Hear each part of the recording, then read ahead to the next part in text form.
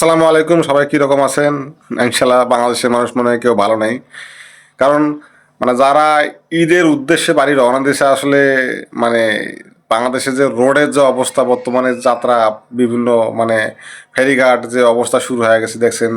গতকালকে আসলে ফেরি দৌলতদিয়ায় যে আসলে দুর্ঘটনা ঘটছে ফেরির, সেই ফেরিতে মনে করেন মোটামুটি এখন পর্যন্ত 40 জনের নিহত খবর জানা গেছে। আসলে আরও কত মারা যাবে, কারণ সেই গাড়িতে আপনার কিন্তু 50 জন প্লাস যাত্রী ছিল। যাই হোক, বাংলাদেশে ঈদের যে যাত্রা এখন পর্যন্ত আরও কিন্তু 2 দিন বাকি আছে, কারণ গার্মেন্টস ছুটি হচ্ছে সমস্ত শনিবার থেকে গার্মেন্টস ওপেন হবে। তার গতকালে একটা মোটামুটি হালকা পাতলা চাপ পড়ে বাংলাদেশে যে পরিবহন ওপর, কারণ গার্মেন্টসে যারা জব করে তারা মোটামুটি কালকে ইনশাল্লাহ রওনা দেবে তাদের গন্তব্যস্থলের দিকে, কারণ শনিবার থেকে তাদের অফিস খোলা।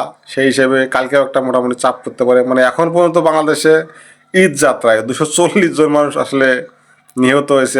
একদম বাজে অবস্থায় ঈদ যাত্রা।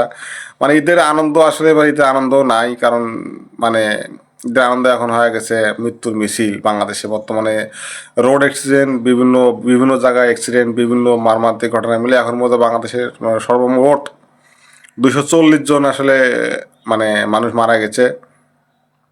আসলে ভাই, যার কিন্তু চলে যায় হে কিন্তু বোঝে, কারণ একটা মানুষ যার পরিবারে আসলে হে রিজিক বহন করে, আসলে তার পরিবারে হে ড্রাইভার ভর পোষণ সব কিছু বহন করে। হে যখন তার পরিবার থেকে চলে যায়, আসলে সেই পরিবারটা যে কী অবস্থা হয়, যার চলে যায় কিন্তু হে কিন্তু বোঝে ভাই। আল্লাহ আমাদের সবাইকে হেফাজত করুক যে আসলে এই পরিস্থিতি আসলে বন্ধ হোক। আমরা চাই না আসলে এই ঈদ যাত্রা আসলে মৃত্যুর মিছিলে পরিণত হোক, আমরা চাই না। কারণ ঈদ হচ্ছে আনন্দের বিষয়। আনন্দ করার জন্য সবাই বাড়িতে যাওয়ার অবস্থা আসলে যদি মৃত্যু হয়ে যায় বাড়িতে ফেরা লাগে, আসলে এই যাত্রা আমরা কখনো চাই না, এই ঈদ কখনো আমরা চাই না। আমরা চাই যে সুন্দর সুষ্ঠু আনন্দময় ঈদ উদযাপন করার জন্যে। আসলে এর পেছনে কীভাবে এর সমাধান করা যায়, আসলে এই বিষয়টা আসলে সড়ক পরিবহন মন্ত্রী যে আছে তার দৃষ্টি আকর্ষণ করছি, তিনি অবশ্যই এই বিষয়টা দেখবেন ইনশাআল্লাহ। কারণ আমার যেটা মনে হয় আসলে ড্রাইভারদের অসতর্কতা, আসলে পরিবহন মালিকের যে একটা খামখেয়ালি। কারণ ঈদের সময় আপনারা জানেন যে আসলে সবাই ঘরমুখী হয়, কারণ সবারই বাড়ি যাওয়ার একটা যে হিড়িক পড়ে যায়। এই হিড়িকের ভিত্তিতে আসলে যারা পরিবহন মালিক, যারা আসলে গাড়ি পরিবহন মালিক সমিতি যারা, তারা কি করেন যে অনভিজ্ঞ ড্রাইভার প্লাস এক ড্রাইভার দিয়ে বারবার করেন টিপ মারা, যে যাকে বলে এক ড্রাইভার দিয়ে বারবার গাড়ি চালা। আসলে একটা ড্রাইভার যে অনবরত যে গাড়ি চালায় রানিং ওপর থেকে, আসলে এর মাথায় কিন্তু সমস্যা হবে। কারণ হে ঘুম আছে, রেস্ট ঘুম না দিয়ে যদি হে গাড়ি চালায়, অবশ্যই অ্যাক্সিডেন্ট হওয়ার সম্ভাবনা বেশি। প্লাস ঈদের সময় যে গাড়িতে চাপ পড়ে যায়, আপনার হচ্ছে তখন কী করে তারা অনভিজ্ঞ ড্রাইভার হেল্পার দিয়ে তারা গাড়ি চালায়, আসলে চালার পরে আসলে বিভিন্ন ধরনের অ্যাক্সিডেন্ট হয়।